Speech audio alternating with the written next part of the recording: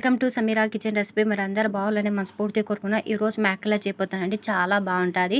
బగారా రైస్లో, వైట్ రైస్లో, మనకు చపాతీలో చాలా బాగుంటుంది. ముందు మనం కొబ్బరి, నువ్వులు, పల్లీలు తీసుకోవాలండి. పల్లీలు అయితే ముందు ఫ్రై చేసుకుని పెట్టుకున్నాను. తగినంత నువ్వులు తీసుకున్నాను, తగినంత కొబ్బరి అండి. కొంచెం మనం ఆయిల్ వేసుకొని ఫ్రై చేసుకోవాలండి. మనం ఒట్టిగా లాగానే ఫ్రై చేసుకున్నామంటే నువ్వులన్నీ చిట్టుతాయి, మనకు చేతికి దొరకవండి. అందుకోసం కొద్దిగా ఒక చెమ్మచ్ ఆయిల్ వేసుకొని ఫ్రై చేసుకుంటే చాలా మంచిగా ఫ్రై అవుతాయండి. ఇక్కడైతే 2 ఆనియన్ కట్ చేసుకుని ఎర్రగా మనం ఫ్రై చేసుకోవాలి. ఇలా ఫ్రై చేసుకుంటే మన కూర అనేది ఎన్నాళ్ళు పెట్టుకుని అన్నాళ్ళు నిల్లు ఉంటుందండి, ఏం చెడిపోదు.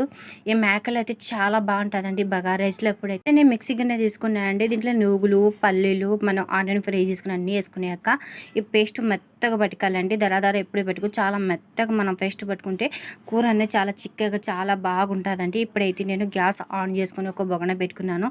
ఇక్కడైతే 1 కప్ ఆయిల్ వేసుకుంటాను అండి. ఆయిల్ కొంచెం ఎక్కువనే వేసుకోవాలండి. మనము ఈ మసాలాని ఎర్రగా మనం ఫ్రై చేసుకోవాలి కాబట్టి 1 కప్ ఆయిల్ వేసుకున్నాక దీంట్లో కొద్ది కూడా మనం వాటర్ వేయకూడదండి. ఉత్త ఆయిల్లోనే మనం ఫ్రై చేస్తూనే ఉండాలి. మసాలాను బాగా మనం ఫ్రై చేసుకోవాలండి. మన ఆయిల్ అన్ని మసాలాలు పెట్టాలా, అప్పటిదాకా ఫ్రై చేస్తూనే ఉండాలి.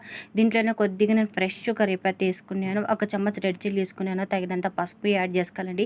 1 చెమ్మచ్ సాల్ట్ యాడ్ చేసుకున్నాను. కొద్దిగా మనం అల్లం పేస్ట్ వేసుకోవాలండి. అల్లం పేస్ట్ వేస్తే మసాలా అయితే చాలా టేస్ట్కి చాలా బాగుంటుందండి. మటన్ తీసుకున్నాండి. మటన్ అయితే ముందే శుభ్రం చేసుకుని పెట్టుకున్నాను. శుభ్రం చేసుకున్నాక తగినంత మటన్ వేసుకోవాలండి. ఇదే మసాలాలు వేసుకున్నాక కొద్దిగా మనం జార్లో వాటర్ వేసుకొని శుభ్రం చేసుకుని ఇదే వాటర్ వేసుకున్నాక ఒకసారి కలుపుకోవాలండి. ఇవన్నీ మిక్సింగ్ చేసుకోవాలా.